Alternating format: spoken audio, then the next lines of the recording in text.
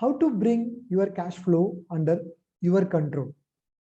Episode 2 of our Financial Planning 101 series, a roadmap to achieve your financial goals. Hi, this is Ramalingam from holisticinvestment.in. We help individual investors like you to take right financial and investment decisions. Just close your eyes and ask yourself, are you satisfied with your current income? Are you satisfied with your current income? A saint once told, rich people are comfortably unhappy. Poor people are uncomfortably unhappy. Though you may have a decent income, you may not be very sure where your money is going. Right? We fall into that comfortably unhappy quotient. Right? What is the reason for that? What situation has brought us to the position of not satisfied with our current income? Why we are not sure where our money is going? Let us explore and find out what are all the reasons why our cash flow is not under our control most of the times. There are some untold truth about this particular situation of cash flow not under our control, and we are wondering where our money has went after a couple of days of the salary. Right? The first reason, I have seen investors telling me, from my next salary, definitely I'll start investing. This month I have got some expenses. Last month I had some other expenses. Next month I don't have anything. So definitely I'll invest in this scheme next month. Also, I have seen another set of clients who come to me and tell me, okay, from my next increment, immediately I'll start an SIP, or I'll start an RD, or I'll start investing in PPF. Another set of clients come to me and tell me, okay, this personal loan EMI or car loan EMI is too much for me. It will get over in 6 months time frame. After 6 months, once this EMI gets over, immediately I want to divert that EMI portion, additional money, excess money which I will have, that I want to invest, right? But does it happen actually? When you come to that point, like next month or after, during your next increment, or once the EMI is getting over, what do you do actually? Right? You wanted to do an additional course to upgrade yourself in the profession, or you want to replace your car, or you got some other expenses, you want to do interior for your house. So something else pops up and you are not able to do it. It is like a never-ending journey on a circular path. Many a times this is what happens. This happens because you don't have a financial plan yet and your cash flow is not under your control. Second important reason, today's marketplace, mall and multiplex culture forces you to spend everything. Right? Today's marketplace and spending culture is designed that way. There are so many sale offers that is happening that will make us think that, okay, we are actually saving, but it is not that way. When you go to a supermarket, when you go to a mall, most of the times we end up buying something which is not necessary. That is where the challenge comes into picture, right? We end up spending something which is not necessary. Why do we go into such a spending? Right? People go to shopping because they are stressed. Why they are stressed? Because in a 5 days work week, like there are too much of pressure, so they are getting stressed. To relieve their stress, they spend. Okay, this looks logical, but I'll give you what is illogical behind this. Why do you go to work? To earn money.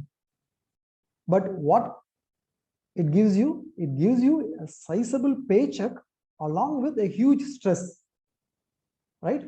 To relieve the stress, you have to spend too much. End of the day, whatever the heavy paycheck given by the company, as a side effect, it also gives you stress. But to remove the stress from your work, you have to spend a huge chunk from your paycheck. So this is something contradictory. You are going to earn money, but that job is forcing you to spend more money. So market forces understand this and they make you spend. That they trigger you to spend. Already you are 99% stressed. That 1% additional boiling point, 1 degree additional boiling point is given by the sale or offer that is happening in the marketplace. So remember this. Third important reason, like why we are not able to save more and why we are into more spending. Right? Banks are also part of the system and they also encourage you to spend mindlessly. Your bank is not going to help you achieve your financial goals. Bank is the biggest lender in the economic system. So as long as you are a customer who's simply saving or investing in bank deposits, bank will not make profit. Bank will make profit only when consumers like borrow from them, right? So if you are using the credit card and paying only the minimum due, then the bank will be very happy because 36% plus interest. In some cases, it is 48% interest, right? As long as you are not having a loan, you are working for yourself. When you have a loan, you start to work for your lender, that is your banker, right? If you are having a credit card debt, remember you are enslaved by your bank. But you are not aware of that fact. In the olden days, when the slavery concept was there, olden days slaves were conscious that they are enslaved. In modern days, credit card based slaves are not knowing that they are enslaved by their banks. This is a bitter truth. This is a hidden truth. We have to remember this third point, which makes our cash flow not under our control. Right? And whatever the assets you own are definitely yours or not. You have to find out. Anything you buy on your on EMI is definitely not yours. If you are buying a car on loan, it is actually liability on your balance sheet. The loan which you have borrowed from the bank is an asset for the bank. So your car is essentially an asset for the bank and not yours. I made a simple calculation. Someone is buying a 15 lakhs worth of car, then like a lot of calculation, you can take a screenshot and go to the details later. 5 lakhs as a down payment, 10 lakhs as the loan you are borrowing from the bank. At 8% interest rate, loan tenor is for 5 years. You would have paid 20 lakhs as EMI at the end of 5 years. EMI itself is 20 lakhs. The car is 15 lakhs. You have already paid 5 lakhs as down payment. 20 lakhs you are paying as EMI.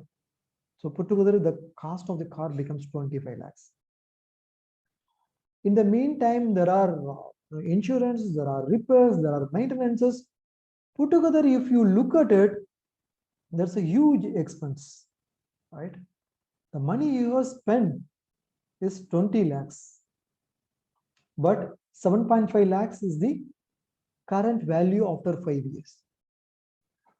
Put together everything, EMI, down payment, everything, you have paid 20 lakhs and 7.5 lakhs is the car value at the end of 5 years. So what you have bought is not just an asset, it is a depreciating asset. What you have bought is not an appreciating asset. That is the key point here. Remember to buy appreciating asset. Don't fall prey to depreciating assets. Another important reason why just savings will not help you, right? Bank gives you 4% interest on your savings bank account. Even FD gives you almost a similar rate of return today.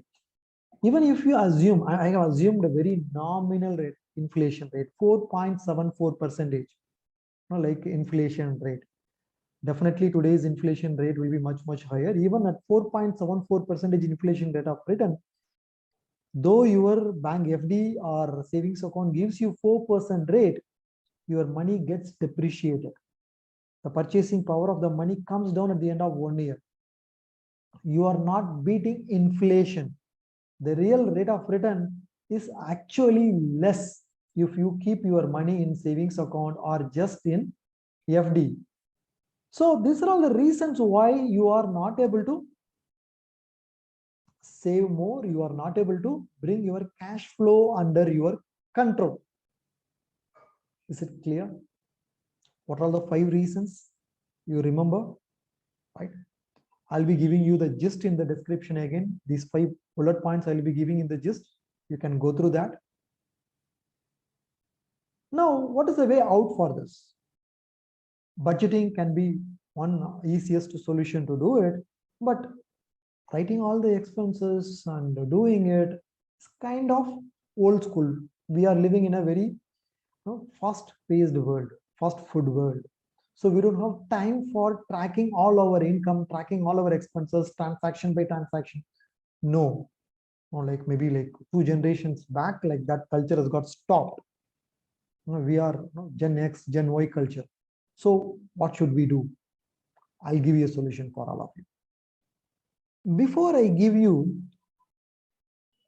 a right tool to budget and right technique to follow the budget, let me ask you one simple question.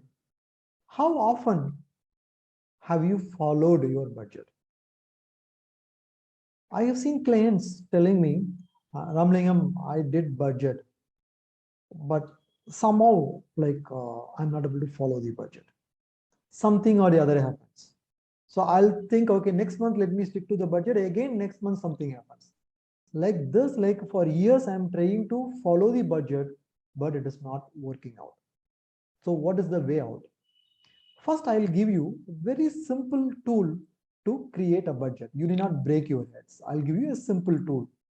Then I'll give you a very important technique, a right technique to make sure you are able to follow the budget.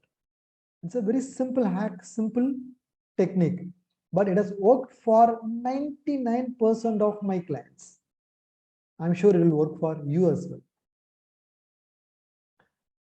Okay, so the first tool, right? What is the purpose of doing all the budgeting? We want to find out, okay, after accommodating all the expenses, EMI, everything, how much will I be able to invest? That is the question you need an answer, right? So my budgeting tool gives you that as well. Okay, there is a simple Excel sheet calculator I have created. It is very user friendly. So the link is given in the description of this video. You can download it so that you can parallelly work and see how it works for you. Okay. If you look at this particular investable surplus calculator, this will have first table as income of yourself and the income of your spouse and any other income. If you are getting some dividends or interest income, rental income, you can add all those things, right? You have to fill only the yellow color marked cells. Rest of these cells you will not be able to edit. So monthly income of yours, your spouse and any other income, you just enter it here. Then most of your expenses are mentioned here. Give a provision. you can like have some buffer and enter the amount here. I have also given your insurance premium payments if you are running any like on loan like EMI payments, all those things you can enter here. Okay, don't worry, like you can also keep some more buffer like by entering some amount in the miscellaneous column. So you are very much sure like how much you will be spending more or less, right? If you are making any SIP investments or anything else, enter here in current investments, right? Now this will throw what is the net investable surplus which you are not tapping, which you are not using it. Right? This is a very simple exercise. Even with buffer, you will be able to find out how much you are able to save additionally. How much additional investable surplus you have got, you will be able to find. This is a very simple exercise, but definitely a fruitful exercise. You will definitely remember this exercise for a very longer time frame. Like your future self will thank you for doing this exercise today, right? So please pause this video for a couple of minutes and do this exercise. If your spouse is around the corner, like ask her or him also to join in this exercise. Definitely this will be a fruitful exercise in your financial future. All right. Okay, now you have found out like what is the investable surplus, that is fine, but now I have to follow this. This investable surplus looks good on paper, on the Excel sheet, but how can I see that in my bank account? How can I see that in my portfolio? That is a question you have. All right. I'll give you that technique. But why you are not able to follow this technique? What is the challenge? Right? Why this is not getting as a result? Why you are not able to see this as a result? This investable surplus. What are the investable surplus you are seeing on the Excel sheet in the calculation? Most of the time it gets used on something or the other. Suddenly you have to go for additional loan, there is an emergency expense, there is hospitalization expense, your friend borrows from you, suddenly kids ask for a like outing, and some loan you want to close. So it goes on something or the other, unexpected thing happens and your savings get spent. Please remember this. It is not because of an emergency, unexpected thing happened, you got spent. It is just because you had more surplus money in your bank account, the unexpected expenses happened to you. If there would have been no money, or if you would have had only less money, this unexpected thing could not have happened. Yes, I'll explain you that along with the technique. So the technique, what I am going to suggest, before the technique, I'll give you a ratio. It is a proven ratio that like on your income, 50% you can spend on your need-based expenses, 30% on want or luxury-based expenses, 20% you should save, you must save, right? This is what you have to do. If you are able to save more, you are able to save less, that's fine, but this is the thumb rule says, right? This is not a hard and fast rule. But are you saving? The problem is we are not able to save even 10%. At times, like even less than that, I'm not able to save. That is the question we have got. How do I bring cash flow under my control? That is what the technique we have to give, right? So from your income, generally what do people do is they spend from their bank account. In savings account, your income comes and you spend on your need, you spend on your EMI, you spend on everything from your bank account. When you spend everything from your salary account, we are confused. Am I saving more? Am I spending more? The money is going towards insurance, the money is going towards investment. I'm confused how much I'm spending, right? So what do I suggest for you is you open 3 bank accounts in addition to your salary account. Yeah, you had me right. 3 additional bank accounts. One for your need-based expenses, one for your want-based expenses, another one for your savings.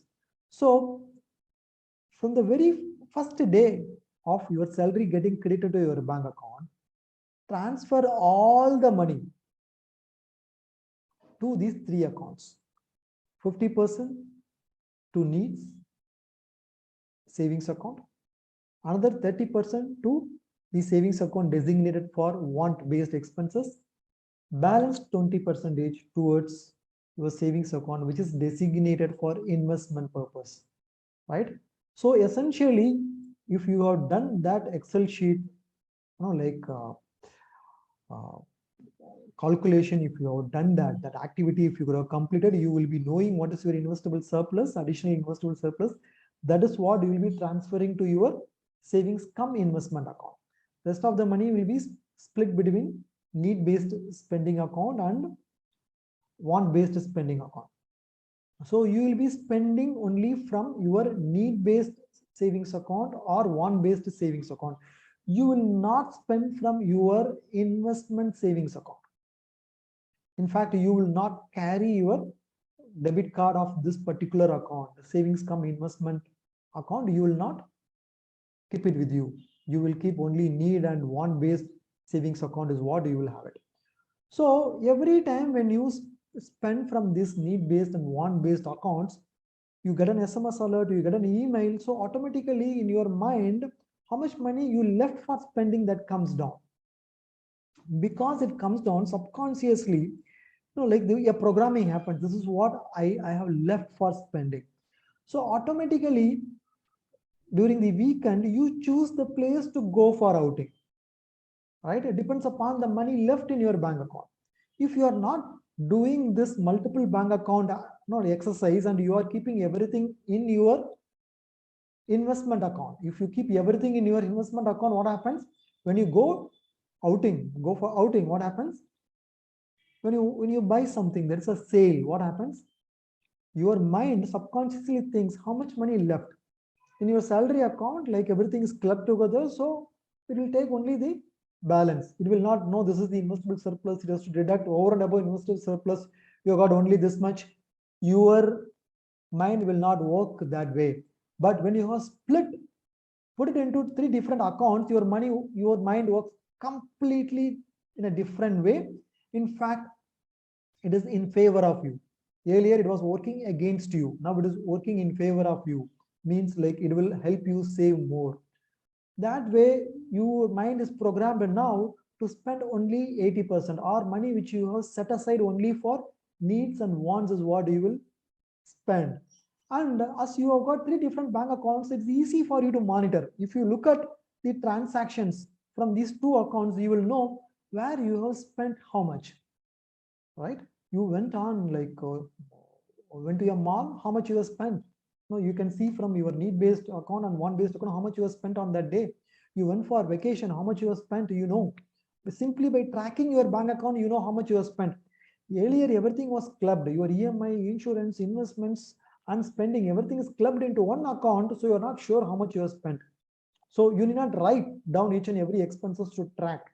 Like that we don't have time for that. This saves a lot of time in tracking your expenses as well. So this is definitely a successful strategy employed by many of my clients, and they had a very huge transformation in their spending pattern. They could save more and spend less, right? So if you're not done that Excel sheet activity, please do the investable surplus calculator activity now and calculate how much you are able to save additionally, and open multiple bank accounts and do this exercise. Please do this exercise, practice this for a couple of months and come back to this video and put it in the comment section your results. Okay, if you like this video, please give a thumbs up. Related to this video or any other investment options or your financial goals, if you want to discuss with our certified financial planners, we are offering a complimentary financial plan consultation with our viewers. The link to the complimentary registration is given below this video. Also, we are organizing regular insightful investment webinars. The registration link for the next webinar is given below this video. You can click and just enter your name and email ID. Your seat for the next webinar is booked. I'll see you in the next video. Bye bye.